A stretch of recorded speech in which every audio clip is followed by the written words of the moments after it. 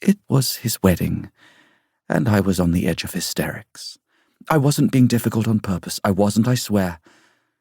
I never mean to be, no matter what Mother and Father say. I'd even promised it would be a good day. I wouldn't let the too-tight corset send me into a fit. I wouldn't tap. I wouldn't fidget. And I certainly wouldn't wince at the church organ's high notes. I would be so perfect that my parents wouldn't have a reason to so much as look at me. And why shouldn't it have been a good day? It was my brother's wedding. He'd just returned to London after a few months teaching surgery in Bristol, and all I wanted was to hang off his arm and chatter about articles in the latest Edinburgh Medical Journal. He would tell me about his new research and the grossest thing he'd seen after cutting someone open. He'd quiz me as he fixed his hair before the ceremony. "Name all the bones of the hand," he'd say. "You have been studying your anatomy, haven't you?"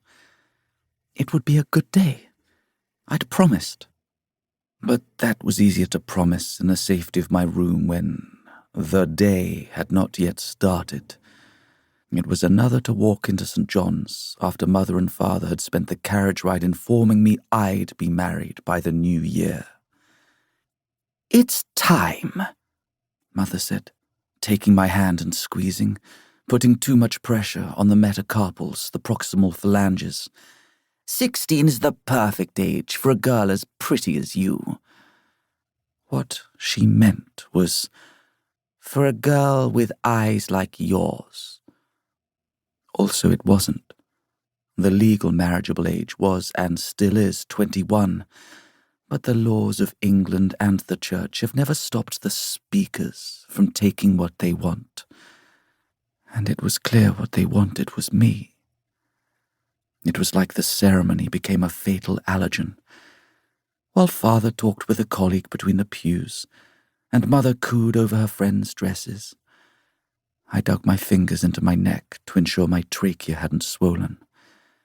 The organist hunched over the keys and played a single note that hit my eardrums like a needle. Too many people talked at once, too loud, too crowded, too warm. The heel of my shoe clicked against the floor in a nervous skitter. Tap, tap, tap, tap. Father grabbed my arm, lowered his voice. "Stop that! The thing you're doing with your foot! Stop it!" I stopped. "Sorry." On a good day, I could stomach big events like this.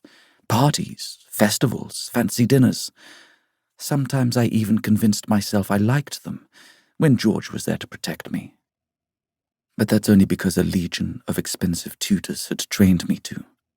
They'd molded me from a strange, feral child into an obedient daughter who sat with her feet tucked daintily and never spoke out of turn. So yes, maybe, if it had been a good day, I could have done it. But good days had suddenly become impossible.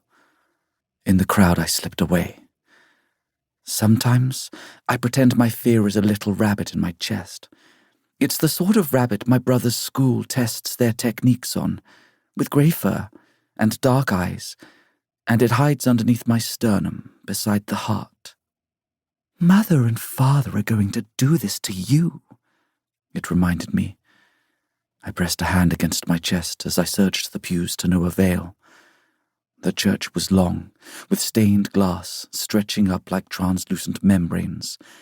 "And when they do, you'll cut yourself open. You'll pull out your insides. You promised." I stepped out into the vestibule, and after all this time, there he was.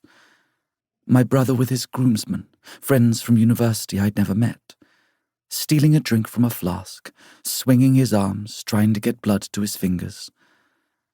Bristol had changed him. Or maybe he just matured while I wasn't there to see it, and it'd be better if I turned him inside out and sewed him up in reverse so I no longer had to watch him age.